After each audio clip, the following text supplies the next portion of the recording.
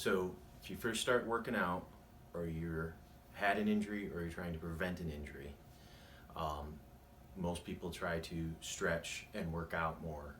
But in my experience and the way I was taught is first thing you got to focus on is stability of the joints. Specifically right now we're talking about the spine, your core, going from your hip to your shoulder, that whole spinal area and the neck. You want to stabilize it, which means you got to build strength. And then once you build the strength down the road, you add mobility back in, continuing to always add strength through the full range of motion. And then with all that comes the endurance, because without enough strength, everything's hard. You fail faster. So the stronger you can make those muscles, the more endurance you'll have. But if we continue to do damage to them, you're never going to get there. So you can think of your spine as a stack of dimes, and the weight of your muscles and tendons and ligaments pulling down on that stack of dimes is what makes it stable. And every time you bend and move, if there's any spot in there that's already torn or damaged, you're re-damaging it. So first you have to build stability, keep it straight and stiff for a while, and let that heal up, then add the mobility back in.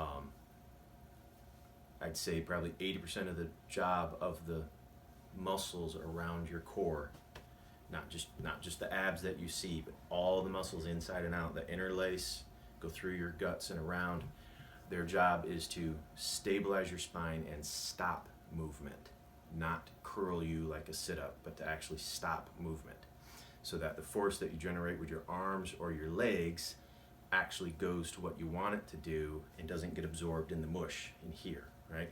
Think of the difference between jumping off a hard cement floor and jumping up as high as you can, or trying to jump off a thick mushy mattress. You can't transfer the force, right? So also, most Americans spend a lot of time driving in cars, sitting, reaching for the steering wheel, reaching for the keyboard, texting on their phone. Everything they're doing, their shoulders and head is translating forward, and they're slouching, right? So you're already always stretching those muscles all day. There's no need to do it more. We need to get them back, get them strong, and get them holding you here. So the initial exercises I always start people with is just a plank, just a standard straight plank on the ground. And I'm going to show you a couple fine points with it in just a second. But if you think a plank is too easy and you say I can hold a plank for a couple of minutes, it's not a big deal, then you're doing it wrong. You should make it more intense. And we're here to build strength. So we're doing 10 seconds at a time so that we just build strength. You can do this just once or twice each day, or you can do it once an hour, depending on what your level is. Don't think of this as a workout. Think of this as retraining those muscles to do their job and to reset things. So, get that ball, it'll stay out of the way. So, you get in the standard plank position. It helps if you have a mirror or a partner to line you up. But you want your elbows over your shoulders, and you want your head, shoulders, hips, feet basically in a line, like if you were standing with good posture. And from here, picture that you're trying to crease the carpet by pinching your elbows to your feet, okay? Someone's going to walk on you, someone's going to kick you, you're going to fall. Picture all that in your head and squeeze everything tightly while still breathing for 10 seconds. Then drop to your knees. Take a break if you want to do it again, or wait a while. But don't flop and don't wiggle all around. Go from straight good body, straight legs, back. You may have to start even on your knees, okay? But this is what the main job of your core is to stop that movement. Once that becomes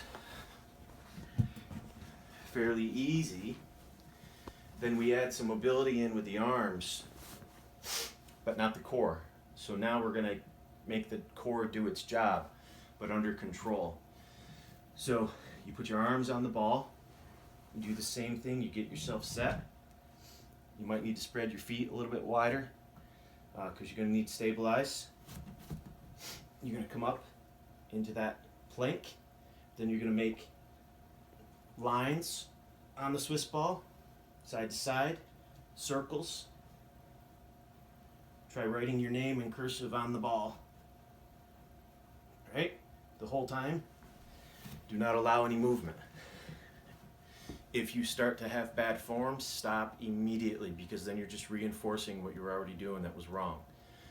So only do it while you have enough strength to do it correctly, and then stop. Again, it's not a workout, it's retraining the muscles to coordinate their efforts, where they're supposed to be in space in correlation to everybody else in your body and what they're supposed to be doing. So start with that, retrain until it becomes how you do it all the time.